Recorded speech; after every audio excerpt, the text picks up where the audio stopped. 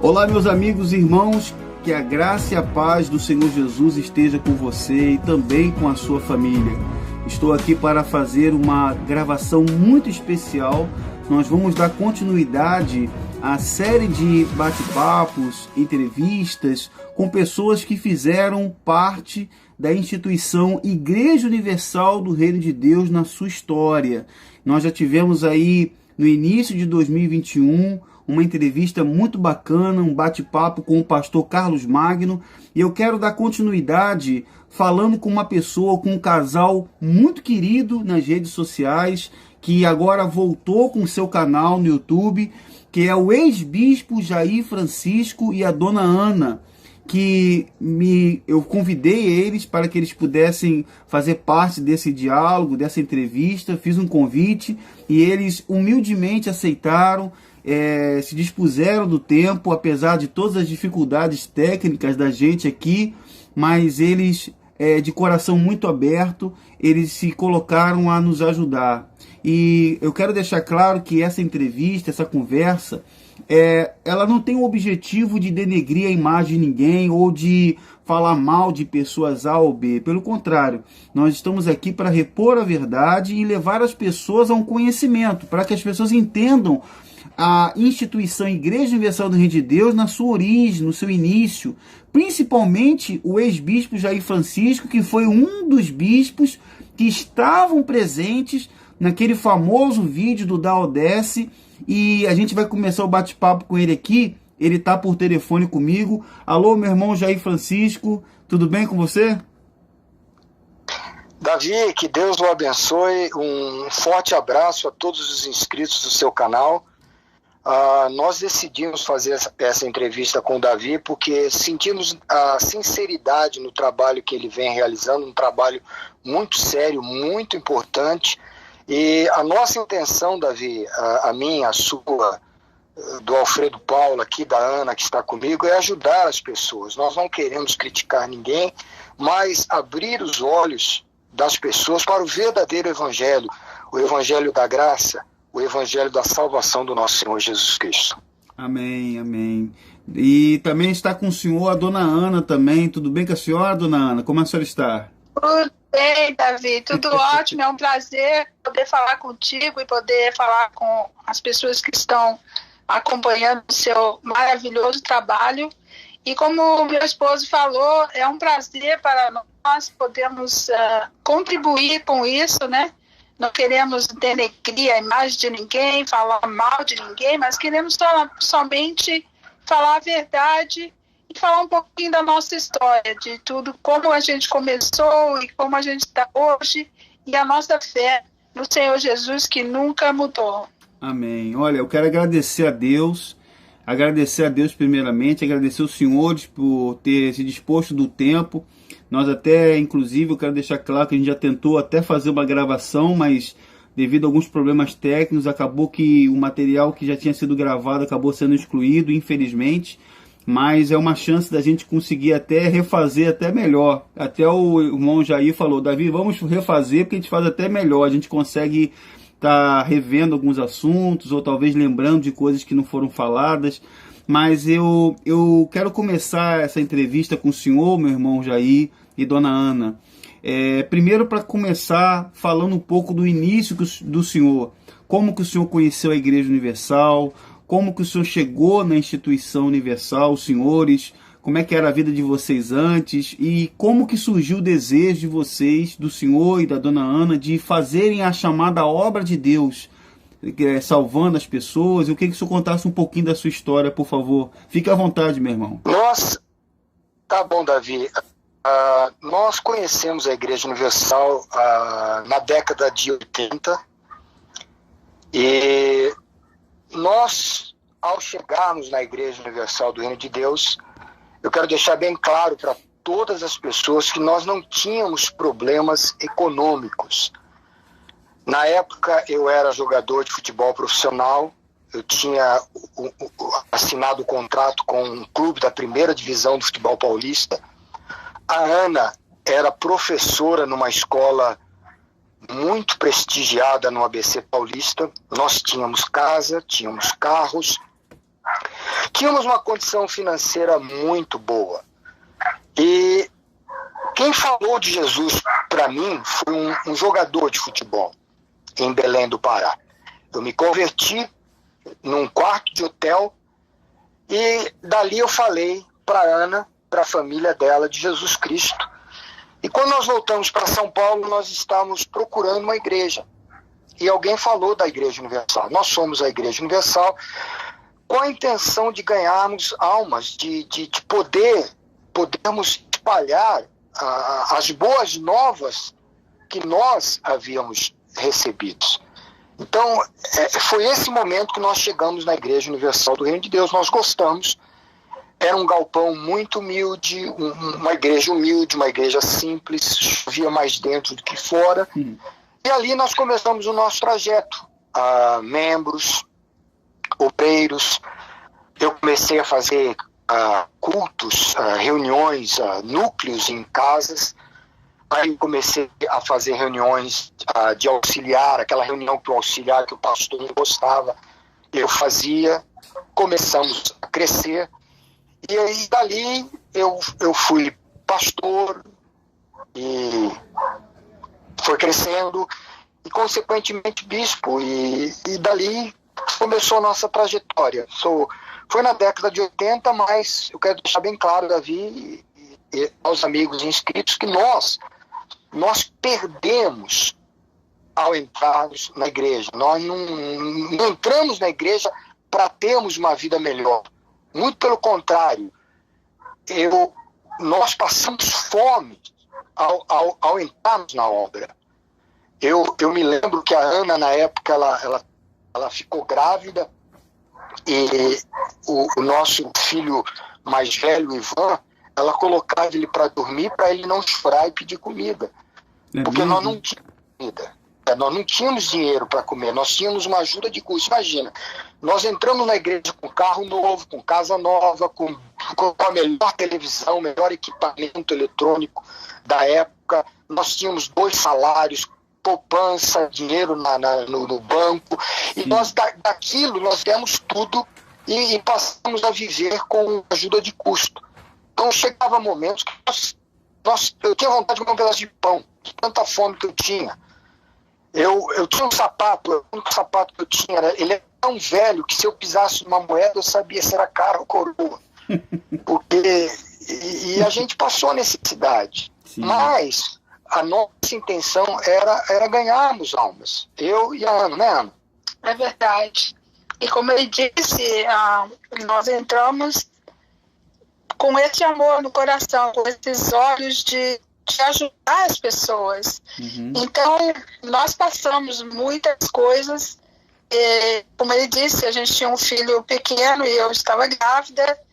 E eu punha ele para dormir, eu dormia também, porque eu tinha fome, mas não tinha o que comer. Às vezes eu ia visitar os meus pais para poder comer na casa deles. Não que eu visitasse para isso, mas era uma das situações que minha mãe até falava: nossa, você está com uma fome. É porque eu estou grávida.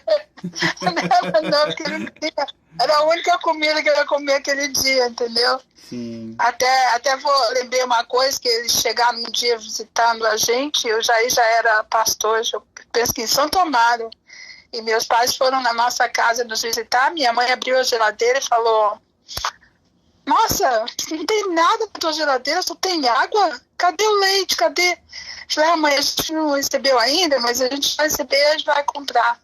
A minha mãe falou: não. Ela foi, encheu a geladeira da gente, comprou um monte de comida. E isso ele já era pastor, já era a 3ª igreja, né? Da igreja de Santo Amaro. Você só me permite, é interessante os senhores estarem falando sobre esses assuntos, porque aí são 2 situações que eu estou percebendo nesse diálogo, nesse início, que chama atenção, principalmente das denúncias que temos feito ultimamente. Primeiro, que a senhora estava grávida. Isso quer dizer que quando vocês estavam na obra, vocês tinham filhos, pelo menos tiveram filhos. E a segunda situação... Sim, senhora, pode falar, dona Ana. Não, eles eram bem aceitos, os filhos, não tinha problema nenhum você ter filho. Era Sim. Como meu esposo comentou comigo, ele falou que eram bem-vindos, seriam para ganhar mais almas. Não tinha nenhum problema você ter filho. Eles eram bem-vindos. Pois é, eu inclusive ia perguntar isso ao irmão Jair Francisco, porque ultimamente o que acontece, a gente sabe, já estamos divulgando isso, estamos denunciando já tem tempo isso, que é uma imposição da Igreja Universal, por mais que a liderança negue. Mas eu mesmo já fui à audiência do Ministério Público, audiências aqui no Rio de Janeiro, com casais, com pastores que fizeram a operação forçada da vasectomia. Nós já estivemos diante da justiça, porque foram obrigados a fazer. Ultimamente os pastores têm essa imposição, inclusive eu tenho comigo um material que não foi divulgado ainda, acredito que tem pessoas que já têm isso em mãos, de uma determinação foi passada pela liderança universal. É um vídeo do bispo Randall Filho obrigando os pastores atuais a assinarem um termo que esse termo é como se eles mesmos estivessem querendo, assumindo que a vontade de fazer a vasectomia parte deles, como uma imposição. E quando a gente ouve os senhores dizendo que na época era uma alegria, que o pastor podia ter filho, eu queria que o irmão Jair também falasse um pouco sobre isso. Como é que era a relação da instituição com o pastor que tinha filho na época? Para as pessoas que talvez não saibam. Davi, eu vou te falar uma coisa. Quando eu falei pro meu líder que a Ana estava grávida, foi uma festa, foi uma alegria. Havia um ditado, dizia-se assim: 1 é pouco, 2 é bom, 3 é demais. Quer dizer, nós éramos orientados a ter pelo menos dois filhos. Sim. Você está me entendendo? Sim. Era bem aceito. E outra coisa, eu me lembro, Davi, da primeira reunião, eu era líder de Minas Gerais, nós tivemos uma reunião num lugar muito chique, no litoral paulista, chamado o Refúgio do Corsário. Os mais antigos lembram desse lugar. Era um hotel muito isolado no litoral paulista. A igreja alugava todo o hotel, nós ficávamos lá uma semana.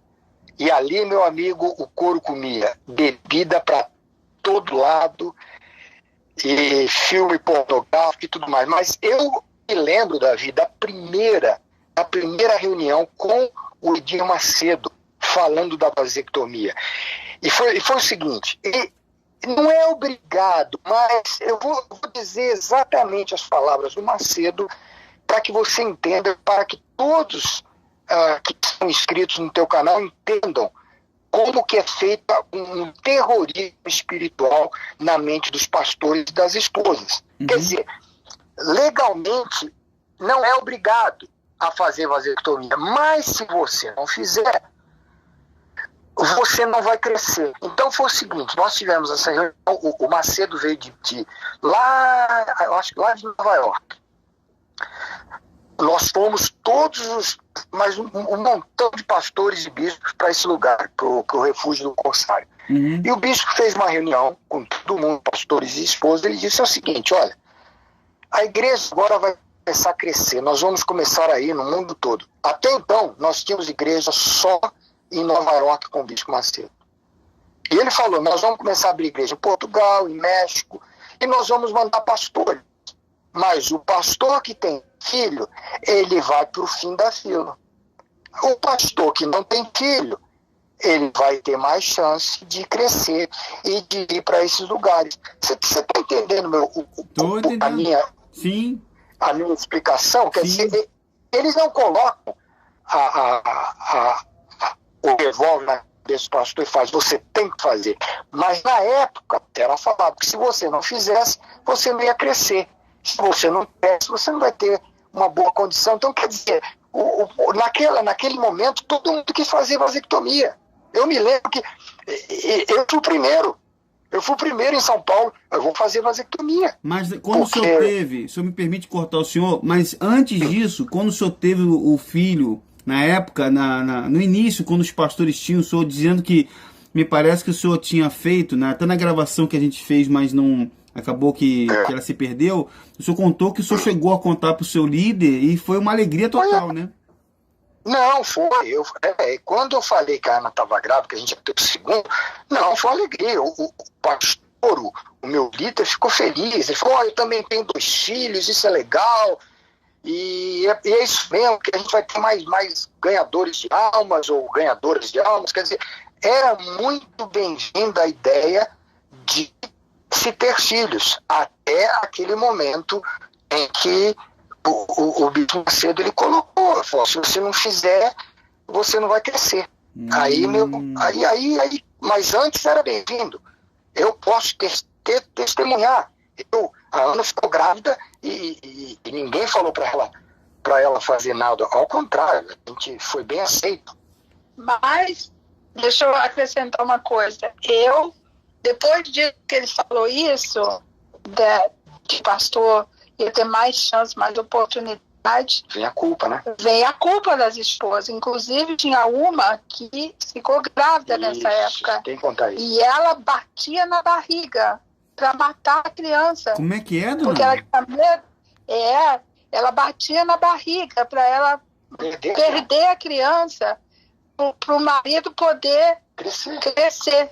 Porque se tivesse, não ia crescer.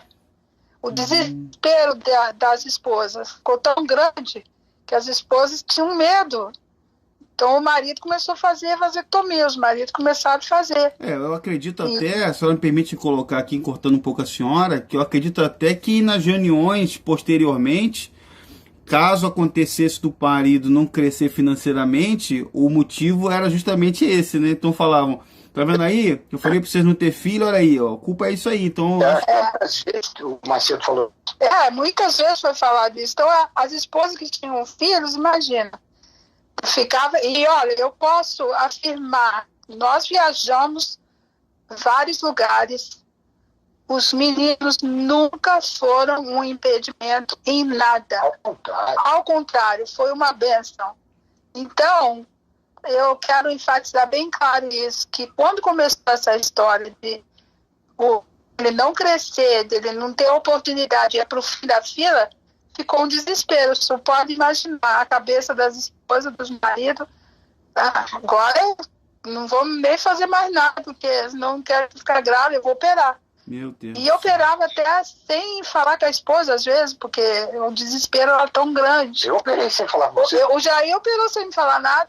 Meu Deus. A gente já tinha 2, a gente já tinha uma ideia de não quer mais, porque a gente fazia a obra e realmente você tem a criança, mas eles nunca me atrapalharam em nada. Eu não tinha empregada, não tinha nada disso na igreja. Fora, quando a gente entrou, eu tinha, depois não. Mas aí, quando foi feito isso, ele foi. E aí voltou para casa, ele falou, olha, eu tenho uma surpresa, eu fiz a vasectomia. O quê? Mas, entendeu? Como a gente já tinha 2. Mas assim foi. E aí muitos outros fizeram assim também. Davi, nós conhecemos essa esposa. Nós trabalhamos com eles vários anos. Nós moramos juntos nos Estados Unidos. Ela acabou tendo. Ela teve a filha. É linda. A menina é bonita, hoje é uma benção, mas na época ela ficou desesperada com a pregação do Macedo e ela queria abortar. Ela queria abortar de qualquer jeito, ela batia na barriga assim. Meu Deus do céu, que coisa. De medo, porque foi naquele dia, naquela reunião, que ele falou aquilo. Ali começou a ideia da gerada vasectomia. Sim, e sim. Ali começou. Tem gente, Davi, tem gente que não acredita que a igreja é diferente. Essa nova geração, esse pessoal mais novo, quando a gente faz a crítica ou as denúncias, quando a gente mostra, a gente fala a verdade, a gente fala o que a gente viu, eles pensam que a gente está mentindo porque eles não acreditam que a igreja antes era uma igreja boa. Quando nós conhecemos a Igreja Universal, era uma igreja que se preocupava em ganhar almas. Nós tínhamos a reunião de manhã, a reunião do Espírito Santo. Se pedia oferta? Se pedia. Mas não tinha esse negócio de sacrifício, de prometer que você vai dar e vai ser milionário, essa teologia da prosperidade. A reunião que mais enchia era a reunião da família, era a reunião da prosperidade, a reunião da libertação, a reunião da cura. Nem se dava ênfase à reunião de prosperidade.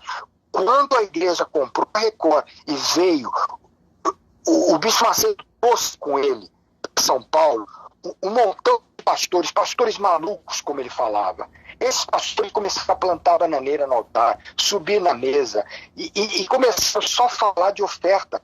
Aí, naquele momento, a igreja mudou. A igreja deixou de ser uma igreja onde dava-se ênfase em família, em culto, em libertação, passou a ser só a igreja de prosperidade. Ali a igreja universal acabou. Sim. E nós, eu e a Ana, nós começamos a ver coisas. Quando você começa a crescer, você começa a fazer parte daquele círculo mais íntimo, que era, na época, era o Carlos Magno, era o Rodrigues, era o Paulo Roberto, era o Gonçalves, deixa eu ver quem mais, o Didini. Aí eu comecei a fazer parte desse grupo. A gente ia para retiros em Goiânia, na Bahia, aquela reunião da ODS. O senhor estava lá, né? Então, eu estava lá nessa reunião. Essa reunião já tinha um pouquinho mais de gente, tanto que deu para jogar futebol. Mas eu comecei a fazer parte das reuniões um dia, 10, 12 bispos, 10, 12 pastores. Eu me lembro de ir para reuniões em Goiás, num retiro muito chique, um hotel, pousadas das águas quentes, uma coisa assim. E nessa reunião só era o Gonçalves, era o Rodrigues, era o Carlos Magno, era o, como é que chama, o Valdomiro, Paulo Roberto, era o Paulo Roberto, o Von Held, o Renato Maduro. Exatamente, era só a cúpula. Era só a cúpula. E nessas reuniões é que o pessoal soltava. Aí o pessoal bebia vinhos caríssimos. Na França, por exemplo, quando eu abri a igreja na França, o Paulo Roberto e o Macedo foram lá, eles ficaram na minha casa. Quer dizer, eles foram para ficar na nossa casa. A gente morava num apartamento pequeno na França, porque a igreja era pequena. A Ana pode até contar a história melhor. Nós alugamos na França um apartamento de 2 quartos, num lugar simples, e nós tínhamos um carro simples. E ele foi para ficar na nossa casa, mas quando ele viu a nossa casa, nós temos que ir usar o banheiro, porque um banheiro pequenininho, era uma coisa simples. Tinha que entrar de costa para poder sair de frente. Porque... era uma casa simples, a igreja era simples. E aí, não, eles não quiseram ficar na nossa casa, foram para um dos hotéis mais de luxo em Paris. E aí eles iam almoçar, jantar toda hora. E eram vinhos caros, Davi. Era aqueles vinhos que na época custava $1.000, $800, uma garrafa de vinho. O pessoal tomava. Isso eu estou falando em 1991. Sim. Quer dizer, rapaz, eu me lembro que o Paulo Roberto, na época, lá em Paris, ele abriu a mala, eu fiquei bobo. Tinha dinheiro de todos os lugares do mundo, rapaz. Tinha dólar, tinha... Paulo Guimarães. Paulo Guimarães. Quer dizer que ele abriu a mala e mostrou para o senhor todo tipo de... Onde ele quisesse ir, ele estava bem. Eles tinham dinheiro de todos os lugares da Europa. E dólares. E era assim, a mulher dele na França, a Ana pode falar, ela comprou um quadro, né, Ana? Caríssimo. A gente saiu, né, não me lembro qual rua que era. A rua mais famosa.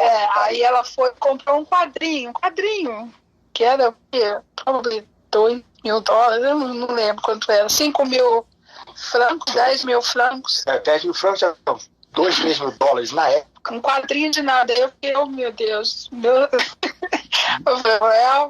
quer dizer, você não sabe, você fica com bons olhos, né? A gente percebe que esbanjava com o dinheiro doado, né? Esbanjava, e a gente vivia com pouquinho, né? A igreja era pequenininha, a gente até com frio que levava, eu não tinha nem sapato, nem bota, usava um sapatinho com frio no pé danado. O pessoal de casaco. E o pessoal de casaco só, entendeu? Então,